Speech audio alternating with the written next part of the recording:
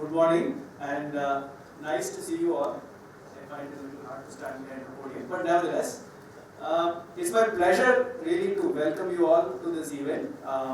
We've been wanting to put together an event. When we said we did the Energy Summit, so when we launched the consortium, kind of conceptualized it, we did an Energy Summit last year. So it was an event where we thought, what would it take for us to build the consortium?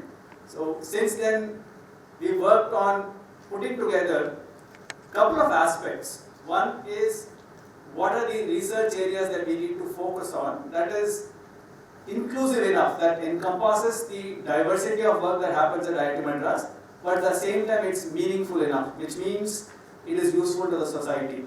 So the Energy Consortium's goal has been to identify such areas, such activities that we can leverage our strengths and also, I would say, identify partners to grow. And the theme that we picked up, and this is a theme that's been continuing, which is enabling transformation to a low carbon future, which is a very kind of a broad theme, which means I'm not exclusively saying I'm going to do green hydrogen or renewable energy. It is really a very broad theme that looks at the entire transition. That's why we call it the transformation, which means that we are really looking to change the way that we are using energy. In the morning we had remarks in the room where producing energy. So it is not one or the other, it's actually all of the above kind of a solution. So when we have a challenge where all of the above is the answer, it is very, very easy for us to slip into inaction. Because all of the above essentially means none of the above also, which means we will not do any work, or it's easy to go back to our own routine self. So we set this day up. This month is when we had many of these summits that happened in the world, but also early in the month is where we had the Environment Day, June 5th.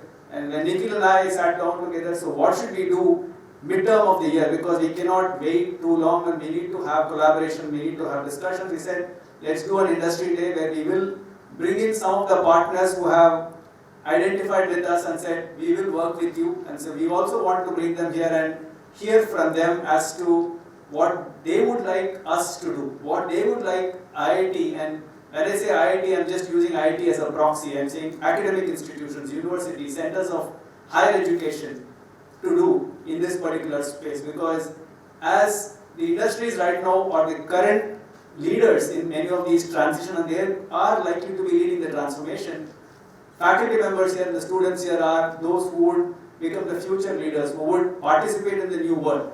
They are likely to get into an industry which is changing very, very, very fast.